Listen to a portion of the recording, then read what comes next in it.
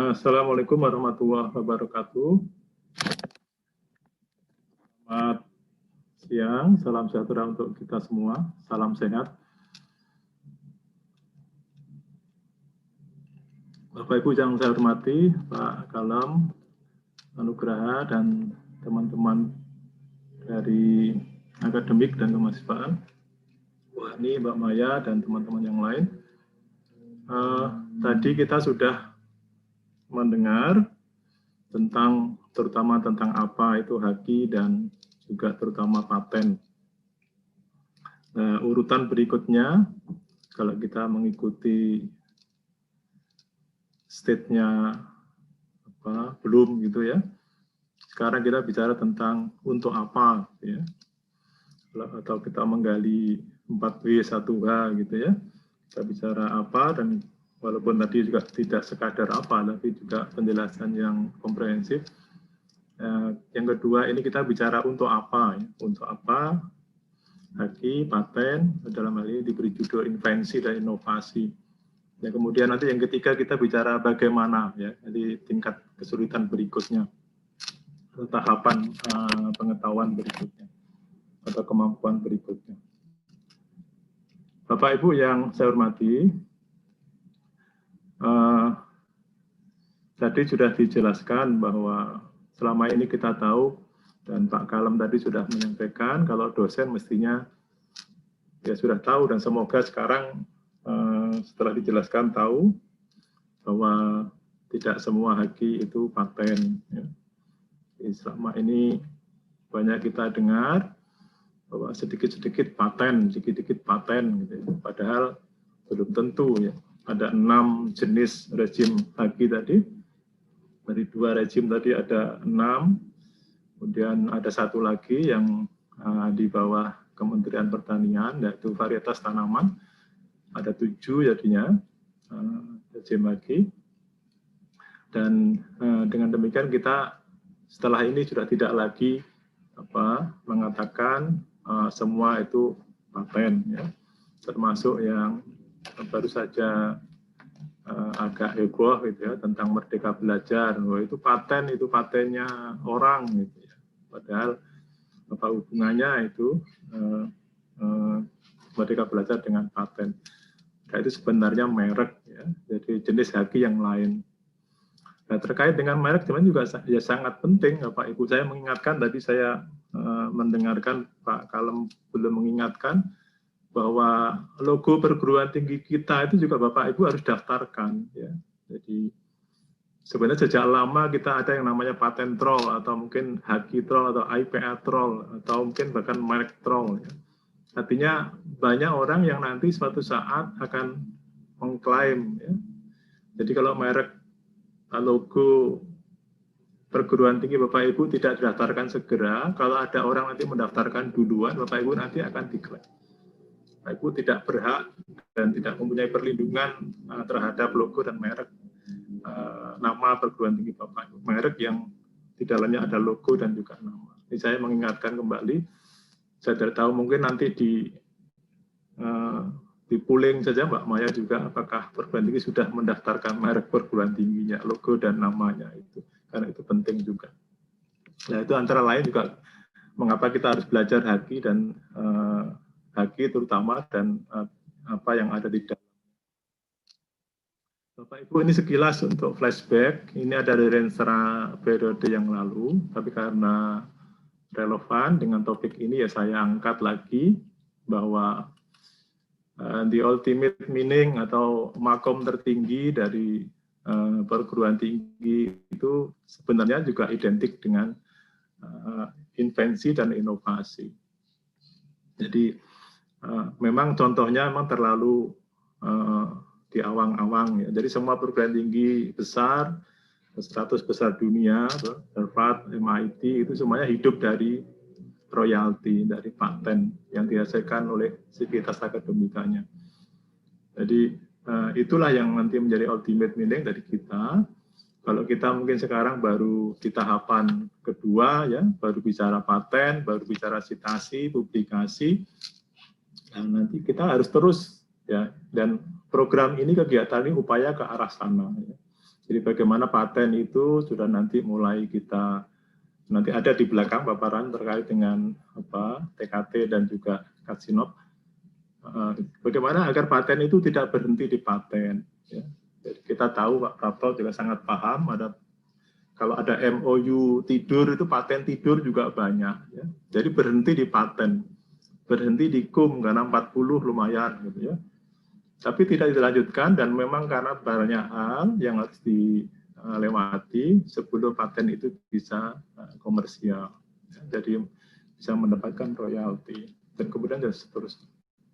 Nah ini relevan dan terkait dengan topik mengapa atau untuk apa kita harus melakukan invensi dan inovasi. Yang kedua terkait dengan klasterisasi, ini juga masih hot news ya, sekarang masih hot news. Kemarin juga dari Time Higher Education juga mengeluarkan rank yang baru. Kalau ini sudah 17 Agustus kemarin, Dikti, selama ini Ristek Dikti Pak Nasir rajin sekali selalu upacara 17 Agustus selalu dengan Pak Padono menyampaikan klasterisasi. Kemarin Pak Nizam, Pak Dirjen dengan Direktur Kelembagaan menyampaikan hal yang sama. Dan di sini kita melihat bahwa aspek atau indikator terbesarnya ada di outcome. Ya. Jadi yang menentukan posisi klaster perguruan tinggi kita, Pak Dirjen tidak mau disebut ranking, ya, walaupun sebenarnya ada rank juga. Gitu. Nah, tapi beliau menyebut ini klasterisasi dalam rangka untuk menemukan kelemahan dan juga aspek-aspek apa yang memerlukan sentuhan, treatment, pengembangan dari masing-masing perguruan tinggi. Dan dari sini Bapak Ibu juga pastinya sudah melihat sendiri dengan memasukkan kode perguruan tinggi ke dalam webnya klasterisasi. Bapak Ibu akan melihat berapa nilai dari input, dari output, dari proses, dari output dan outcome. Jadi Bapak Ibu sudah bisa melihat di sana dengan memasukkan kode perguruan tinggi di web klasterisasi. Dan nanti Bapak Ibu bisa menemukan lemah di mana perguruan tinggi kita. Ya. Dan itu urgensi atau perlunya klasterisasi. Jadi Bapak Ibu nanti kemudian diturunkan ke dalam indikator-indikator ini. Jadi di antara input kalau rendah, mengapa rendahnya di mana ya? Jadi, apakah terus dokternya kurang ya? Tentu saja kalau banyak perguruan tinggi kita kecil belum punya dokter juga banyak, apalagi guru besar ya. Tapi paling tidak lektor kepala juga harus kita dorong. Nah dari situ nanti kita bisa menemukan kelemahan dan keunggulan kita. Ya, dari poin-poin inilah yang juga akan ditreatment oleh teman-teman atau oleh kita dari LE Dikti dan juga Dikti itu sendiri. Jadi bagaimana kita ngenjot beasiswa yang sekarang seret juga beasiswanya, bagaimana kita ngenjot lektor kepala dan guru besar atau profesor, kemudian mahasiswa asing ya, dan juga nanti terkait dengan Merdeka Belajar ya, yang kita ngenjot ke dosen yang makan ke industri atau ngeling ke industri. Sekarang masih kecil karena memang baru pemanasan untuk Merdeka Belajar, kampus Merdeka. Ya, kemudian juga berikutnya dan seterusnya. Ya, jadi kalau kita lemah di proses, kita lihat ke dalamnya. Kemudian di output, ya, kita sekarang terkait dengan poin ini di outcome. Ya. Nah, ini kita ketahui bahwa outcome itu bobotnya terbesar, ya, 30%. Ya, karena memang kita atau klasterisasi ini mengacu ke QS terutama atau TSI yang baru diumumkan kemarin ya, Time Higher Education. Jadi itu indikator-indikator yang kita acu walaupun tentu dengan penyesuaian-penyesuaian karena memang di sini kalau memang ya dekat ya, kalau di QS pun sudah lebih dari 50% di output dan outcome. Bahkan melebihi jauh. Kita masih di bawah sekitar 50%. Dan kita outcome-nya 30 dan 25% dari 30 itu kinerja inovasi kita. Ya. Kemudian juga paten. Ya. Jadi kita tidak bicara citasi, tapi karena topik kita adalah invensi dan inovasi, berarti yang terkait adalah paten dan kinerja inovasi. Nah, kalau kita belum punya paten sama sekali, ya kita skornya 0, masih 15 dari 30% kita 0. Nah, untungnya banyak perguruan tinggi yang dibantu atau terbantu dengan kinerja pengabdian. Ini bobotnya tinggi karena memang spirit dari perguruan tinggi itu adalah bagaimana bisa memberi manfaat kepada masyarakat, ya.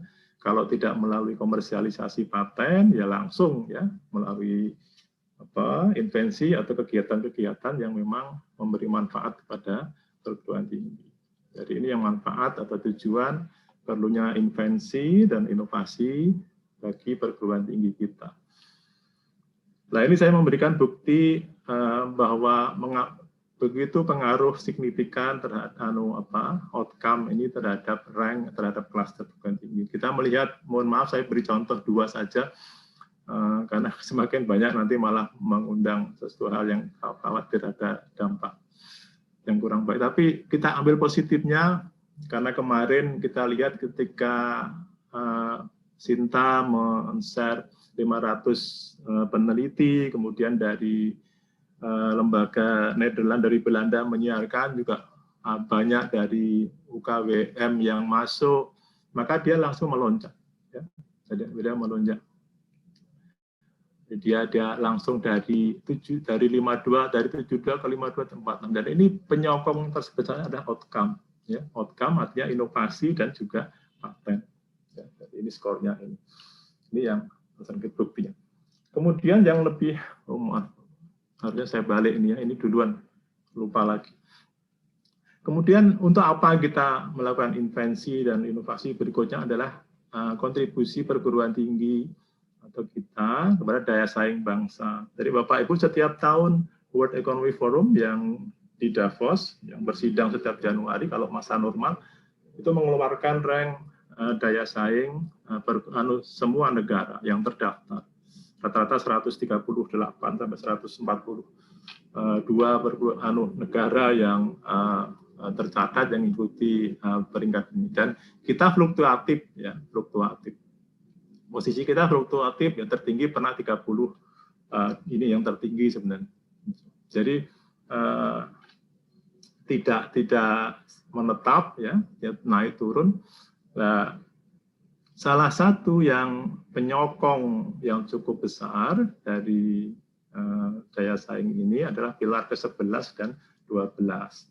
Jadi peringkat daya saing World Economic Forum ini menggunakan 12 pilar, ada sekitar 114 indikator di dalamnya, yang 2 diantaranya pilar 11 dan 12 adalah terkait dengan inovasi. Dan inovasi kita masih rendah dibandingkan skornya atau ranking dari negara kita. Jadi indikator itu kita lebih. Artinya di sini kita masih bisa melihat memang market size-nya masih paling rendah, dan tapi di inovasi kita juga masih rendah, tertutup. Nah, tapi kapasitas inovasi kita sudah cukup baik. Ya. Jadi itu yang alasan ketiga, urgensi ketiga, di antara yang lain-lain ini secara institusional, kontribusi perguruan tinggi kita, untuk perguruan tinggi kita sendiri maupun untuk bangsa dan negara kita. Selain itu, tentu saja untuk karir kita ya juga berkontribusi. Ya. Bapak Ibu tadi sudah saya singgung bahwa Bapak Ibu kalau punya paten itu sudah punya skor 40, ya. Dan tidak melihat bidang. Dari kemarin ada yang menanyakan, saya juga sempat lupa menjawabnya, bahwa istilah teknologi, saya ingat karena 2005 itu saya pernah ikut sidang di WIPO, 2 kali saya pernah ikut di WIPO. Salah satunya adalah terminologi teknologi itu. Jadi teknologi sendiri itu tidak serta-merta mengacu kepada rumpun bidang ilmu, atau rumpun iptek, ya. Jadi tidak ada alasan kemudian saya bukan bidang ilmu teknologi, tidak, ya. Jadi teknologi itu mengacu kepada istilah berbeda dengan engineering, ya. Jadi yang di rumpun ilmu itu adalah mengacu ke engineering. Teknologi itu ada semua invensi, inovasi yang memudahkan hidup manusia, itu teknologi. Ya. Jadi itu memudahkan, mempercepat, meningkatkan produksi dan lain-lain. Memudahkan itu adalah teknologi. Dalam pengertian itulah paten atau IPR itu dilakukan. Jadi bukan mengacu ke bidang ilmu. Karena itu banyak orang pendidikan yang mendapatkan paten, banyak orang seni mendapatkan paten. Kemarin dicontohkan Mas Nugroho, timnya Michael Jackson juga punya paten. Nah, itu teknologi seperti itu. Jadi bukan bidang ilmu teknologi, tapi teknologi dalam arti innovation, ya, inovasi. Dan Bapak Ibu kalau nanti searching ke paten DCHKI maupun paten USPTO punya Amerika maupun punya Jepang, kan banyak sekali paten yang dihasilkan oleh para dosen, ya banyak sekali. Pendidikan lah, bidang pendidikan, dan itu artinya teknologi. Banyak yang Bapak Ibu nanti kalau searching, kalau penelusuran paten, menurut Ibu, oh ternyata hanya sederhana. Nah, Bapak Ibu nanti terbuka bahwa oh sederhana. Jadi jangan membayangkan terlalu sulit. Tadi Pak Kalem sudah, oh bisa, semuanya kita mau bisa. Ya. Jadi banyak sekali paten yang yang masih berlaku sebelum 20 tahun terkait dengan pembelajaran. Misalnya bagaimana mengemas metode juga banyak, metode pembelajaran juga banyak. Untuk sekarang Bapak Ibu pun bisa ngeset langsung ke Google Paten, Learning atau Teaching. Akan muncul sekali Bapak Ibu Google Paten, set nanti akan, oh ternyata sederhana. Saya pun bisa, tim saya bisa. Ya, itulah Pak. Kemudian saya jelaskan lagi di sini berikutnya terkait dengan urut-urutan atau mungkin cycling dari mulai dari riset, ya riset yang kemudian didorong oleh kreativitas, yang mengarah ke paten adalah riset yang memang didominasi oleh kreativitas, yang kemudian menemukan ada artikel, ada publikasi, kemudian ada temuan yang kemudian bisa dikembangkan ke invensi. Ya. Nah ini yang memang lebih cenderung ke bidang tertentu, jadi yang didahului riset. Tapi Bapak Ibu, invensi itu tidak selalu dimulai dengan riset. Ya, saya kemarin juga sampaikan. Contoh paten sederhana yang tidak dimulai dengan riset banyak. Ya. Jadi saya kemarin mencontohkan di UM itu ada semacam kincir air yang diilhami ketika seorang dosen dan satpam ngobrol di pinggir pos itu, dan di situ ada air mengalir dan ada bebek itu bisa, walaupun kesulitan dia bisa naik ke atas walaupun air itu cukup deras naik. Oh ternyata kaki bebek itu ada konstruksinya khusus. Ya. Nah itu juga banyak yang lain seperti tokek juga banyak menginspirasi para. Tapi memang dari ide dasar itu kemudian dilanjutkan dengan riset-riset. Tapi intinya di sini tidak selalu invensi itu dimulai dari riset. Nah invensi, nah kemudian urutannya seperti ini. Jadi inovasi itu adalah pasca invensi. Ya invensi inilah yang kita daftarkan ke paten. Ya, invensi inilah kita daftarkan dari riset atau ide kemudian dikembangkan dengan riset, kemudian ada invensi, dan kemudian itulah ketika kita sudah patenkan, nah itu menjadi inovasi. Lalu nanti ada cerita di bab yang TRL dan juga Katsinov terkait dengan inovasi ini. Nah, inovasi ini juga berjenjang dan juga bertingkat. Ya. Inovasi itu tidak serta-merta kemudian sukses, ya ada yang mandek, ada yang. Kalau dari skalanya, saya kemarin mencontohkan mirip dengan kegiatan kewirausahaan. Ya.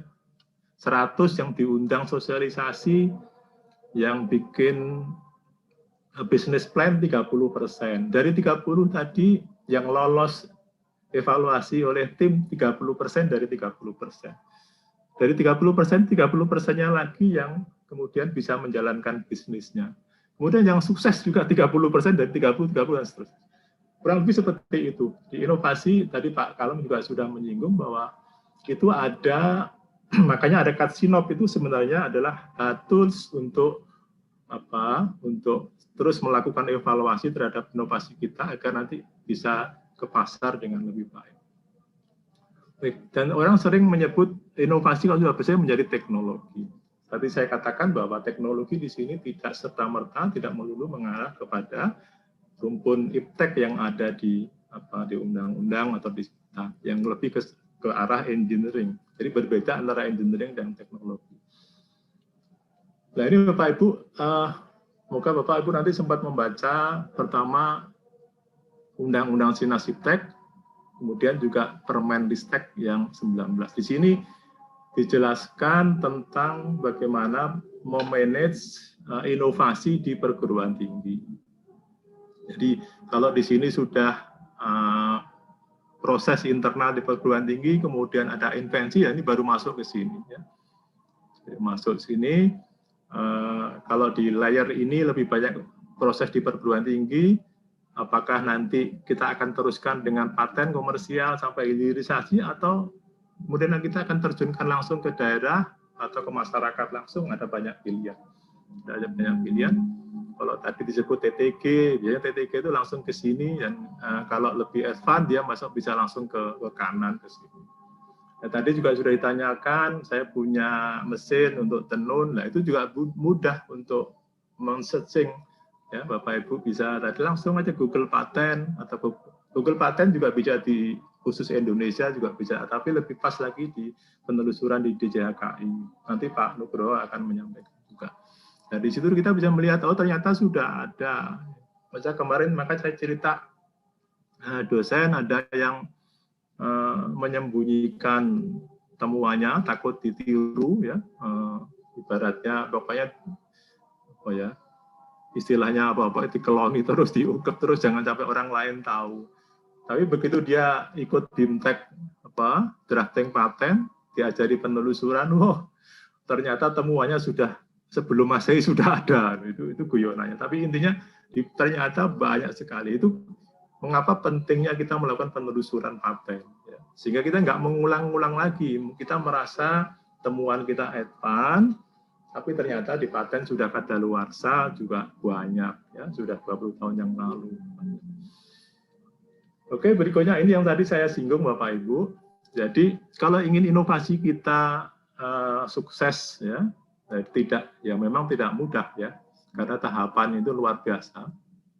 Jadi ada TRL ini sampai ke 6. TRL Kachinov dengan TTL atau dengan kesiapan teknologi itu beririsan. Ya. Jadi kalau TRL itu hanya sampai 1-3 itu masuk Kachinov 1, kemudian kalau di TRL sampai 9 itu masuk di 3. Nah, di sini masih lebih ke invensi maupun sebenarnya juga sudah inovasi. Ya. Memang ini beda konteksnya, ya. Ini konteksnya beda dengan konteks IPR karena ini bicara inovasi dan juga kementerian yang berbeda sehingga sisi perspektifnya beda. Jadi bisa aja dikaitkan langsung dengan HG, dengan paten, tapi sebenarnya arahnya bukan ke sana. Ini umum, ya, umum bagaimana inovasi itu disiapkan terus seperti siklus PPEPP itu kalau di SPMI agar memang benar-benar nanti kita bisa matang. Ya, tidak diam kemudian sampai menunggu gagal selesai, tidak.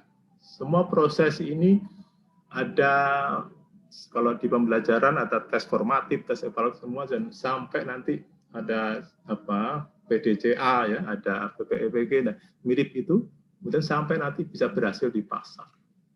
Nah ini kalau Pak Menteri, Pak Dirjen, Pak Jumaid dan lain-lain, apa sering menyebut lembah kematian itu karena memang banyak yang gagal di sini. Ya. Itu konteksnya sebelum ada Kachinov, ya, sebelum ada Kachinov. Makanya tadi malam saya lapor ke Pak Kalem, tadi malam juga waktunya sudah cukup, saya sendiri agak rikus juga menanyakan, sepertinya tim yang dibentuk Pak Dirjen juga tidak menyebut-nyebut Risbang dan inovasi.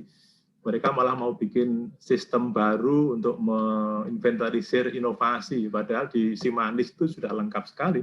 Jadi nggak tahu apakah ini bentuk mohon maaf ini kalau ya. Jadi pokoknya artinya antara Dikti dan Ristek Brin kan mungkin belum ketemu, ya, belum ketemu jalan tengahnya. Kemarin Bappenas mengusulkan biaya riset itu ditarik ke Dikti, tapi saya nggak tahu kabarnya seperti apa untuk tahun depan. Ya, artinya Dikti mungkin kurang karena alasan tertentu bikin sendiri kedai inovasi, ya. Padahal kalau kita mau mengembangkan Simanis dengan sentuhan tertentu atau kinerja inovasi itu tidak lagi meminta perguruan tinggi untuk mengisi inovasinya. Ya. Jadi ini sekali lagi di sini Bapak Ibu untuk intinya bagaimana agar inovasi kita nanti bisa sukses, makanya kita ikuti Kajinov. Kalau TRL ini kan Bapak Ibu kalau dapat hibah penelitian Bapak Ibu wajib ngisi TRL ini karena itu untuk mengetahui, makanya ini di awal. Makanya TRL tertinggi itu hanya level 3 di Kajinov. Kalau Kajinov itu sudah sampai ke pasar nanti. Bahkan sampai berapa persen yang gagal di pasar kemudian sampai stop atau lanjut dan itu ada di Kajinov. Nah ini tadi sudah saya singgung Bapak Ibu, ini kantor-kantor paten yang Bapak Ibu bisa gunakan untuk melakukan penelusuran ya. Jadi banyak sekali paten yang sudah kadaluarsa, tapi kalaupun sudah berlaku masih berlaku pun Bapak Ibu masih mendapat kalau dipublikasi itu abstraknya Bapak Ibu bisa baca. Kalau sudah kadaluarsa bisa dibuka semuanya. Jadi semua klaim, semua deskripsi yang ada di paten itu bisa dibuka. Ya USPTO itu paling banyak. Saya tadi pagi sempat buka USPTO, saya menemukan begitu banyak desain pembelajaran, metode pembelajaran. Nah, sederhana banget, saya pikir wah ini dosen-dosen kita mudah membuat ini. Cuman kita nggak rajin ya, kita nggak rajin, nggak konsisten, nggak istiqomah sehingga nggak seperti menemukan paten yang sederhana yang sebenarnya banyak bisa kita lakukan. Kita punya WIPO ya banyak sekali. WIPO ini organisasi yang ngurusi IPR. Nah ini tadi juga singgung Pak Prapto juga Pak Kalem. Sekarang dimudahkan ya. Kalau dulu saya dengan Pak Kalem itu ngurus paten itu harus ke DJKI minta kurir untuk melampaikan dokumen secara luring ya. Sekarang semua online, semua daring ya. Bisa didaftarkan semua sehingga masalahnya bukan di pendaftarannya. Tadi Pak Kalem juga sudah menyampaikan ya. Jadi prosesnya masalahnya justru di sebelumnya. Bagaimana kita melakukan invensi, bahkan nanti bagaimana kita melakukan drafting paten sebelum didaftarkan ya. Kalau jalan pintas kita ada pakai konsultan. Konsultan juga lebih cepat karena mereka komersial, transaksional ya. Ada uangnya. Tapi apakah sumbut paten sederhana kita menggunakan konsultan yang ongkosnya minimal 40 jutaan rata-rata, bisa 60 juta yang nggak sumbut. Saya dulu terus terang pernah menggunakan konsultan paten untuk mendaftarkan dan keluar karena waktu itu bisnis ya, saya sendiri di konsultan waktu itu di Jakarta ada ya setengah-setengah duplikasi, tapi ada invensi kecil, makanya itu klaim paten sederhana. Tapi juga keluar sebentar, ya, 3 bulan keluar lewat konsultan gitu ya. Karena itu akan ada pengadaan dari Dikbud waktu itu, pengadaan seluruh Indonesia untuk metode pembelajaran di MIPA waktu itu, di sekolah-sekolah. Nah ini Bapak Ibu, banyak beberapa Bapak Ibu bisa baca sendiri di Undang-Undang Paten terkait bagaimana mendaftarkan dan seterusnya. Nah ini saya mengingatkan di yang ketiga di sesi section ketiga ini, Bapak Ibu, makanya bahwa banyak orang terlena bahwa ketika melakukan invensi paten itu seakan-akan melupakan kodratnya sebagai di perguruan tinggi. Ya. Jadi riset kita itu jangan sampai kita ya memang tidak salah ya, riset kita arahnya ke murni riset ya, murni ke ilmu murid apa, tapi jangan lupa bahwa kita juga bisa berorientasi ke teaching ketika melakukan invensi itu. Ya, saya tadi sudah sebutkan beberapa kali ada banyak paten terkait dengan metode mengajar, tentang interaction, ya, tentang learning, tentang teaching banyak sekali. Ya. Bapak Ibu nanti bisa lihat sekali lagi. Jadi ini yang harus juga menjadi perhatian. Kemarin saya memang belum sempat menjawab karena ya waktunya juga ya, karena panjang kalau waktunya, bahwa paten itu tidak mematikan bidang ilmu di luar teknologi. Saya tadi sudah menjelaskan teknologi beda dengan engineering. Dari bidang ilmu itu lebih ke engineering. Jadi teknologi itu semua bidang bisa masuk kalau kita punya invensi. Ya, terutama kalau di luar engineering tentu saja invensinya ya invensi yang lebih ke paten sederhana. Jadi dia bidang seni, bidang pendidikan, biologi dan lain-lain bisa. Nah, ini contoh-contoh apa contohnya kalau kita riset di teaching, riset di learning, ya itu tadi ya, yang terkait dengan metode pembelajaran, ya Kak Rahman. Dan ini saya lewati saja karena ini sangat umum ya, ini sebenarnya sudah dalam tanda petik dibatalkan oleh permen yang bagaimana mengelola inovasi di perguruan tinggi Bapak Ibu. Ini sebenarnya lama, sama dengan Pak Proto tadi, ini tampilan lama ya, paparan lama, saya belum sempat juga kemana kendala-kendala melakukan inovasi di perguruan tinggi itu apa kendalanya, ya, obstacle-nya apa, kemudian bagaimana solusinya. Kalau kita tadi kan sudah juga sempat ada pertanyaan ya, yang terakhir kalau nggak salah, bagaimana sih Pak mendorong dosen agar mau melakukan intervensi. Tapi di semua bidang terjadi seperti itu ya. Jadi di publikasi juga sama. Bagaimana Pak mendorong agar dosen mau riset publikasi. Ini lebih berat ya, makomnya lebih tinggi kalau paten itu. Publikasi secara umum di bawah paten. Ya. Apalagi nanti yang kalau ada yang malas yang lebih rendah lagi, kita publikasi juga berat ya. Jadi ini terlihat bahwa saya kebetulan baru ngobrol dengan teman kepegawaian, teman SD tadi, masih banyak kalau dosen yayasan saya nggak mau karena kalau dosen PNS kan pembinanya di LDikti langsung ya, sekretaris dan kepala. Banyak dosen yang sudah 18 tahun dosen DPK itu masih asisten ahli. Nah, ini saya ketemu jawabannya juga sebagian ya. Ternyata ya mereka sibuk hal yang harusnya tidak disibukin ya. Yang disibukin yang berbeda gitu ya.